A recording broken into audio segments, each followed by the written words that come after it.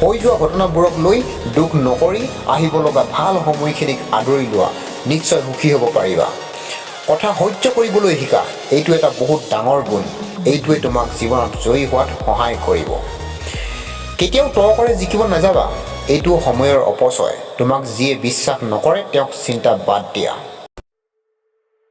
নিজকে বিশ্বাস কৰা, নিজৰ প্ৰতি থকা বিশ্বাসেই তোমাক সকলোৰে মাজত বিশ্বাসী কৰি তুলিব।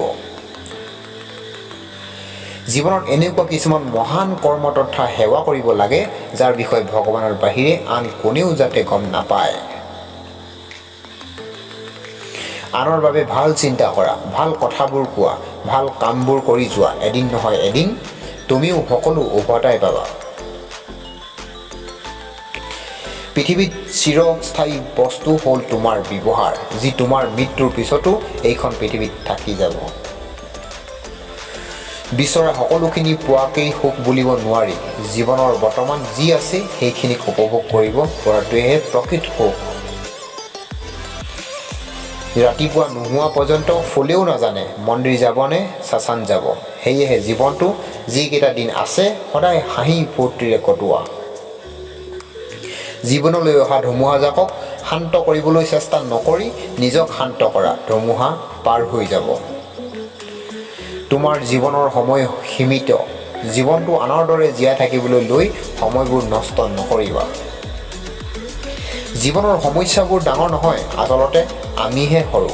যেতিয়া আমি নিজক ডাঙৰ আৰু সমস্যাবোৰক সৰু বুলি ভাবিব পাৰিম, তেতিয়াৰ পৰাই জীৱনটো সহজ হৈ পৰিব। আটাইতকৈ ভাল হ'বলৈ হ'লে আটাইতকৈ বেয়া পৰিস্থিতিৰ মুখামুখি হ'বই লাগিব। কাৰণ অমানিশাৰ কলা আন্ধাৰ পাৰ কৰিলেহে পূৰ্ণিমাৰ জোনৰ পোহৰ পোৱা যায়। জীৱনটো কষ্টকৰ, সহ্য কৰা। জীৱনটো এটা কৰ্তব্য পালন কৰা। ধৈৰ্যৰ শ্ৰাদ্ধ অতি তিতা, কিন্তু তাৰ ফল অতি সুমিঠি। সেইসকল লোকৰ প্ৰতি কৃতজ্ঞ হোৱা, যিসকলে তোমাৰ জীৱনটো ভালদৰে গঢ়ি তোলাত সহায় কৰিছে। বেছি আশা নাৰাখিবা। এই জীৱনটোত মাথো এইটো লক্ষ্য ৰাখিবা যে তুমি দিব লগা খোজটো আগত পেলোৱা খোজটোতকৈ যাতে ভাল হয়।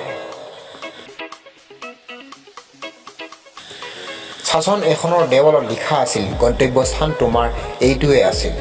জীৱনটো দুদিনীয়া, চকু মুদিলেই শেষ কি পালা এই জীৱনটোত, য'ত আপোনজনেই জ্বলাই দিলে শেষ যাত্ৰাত।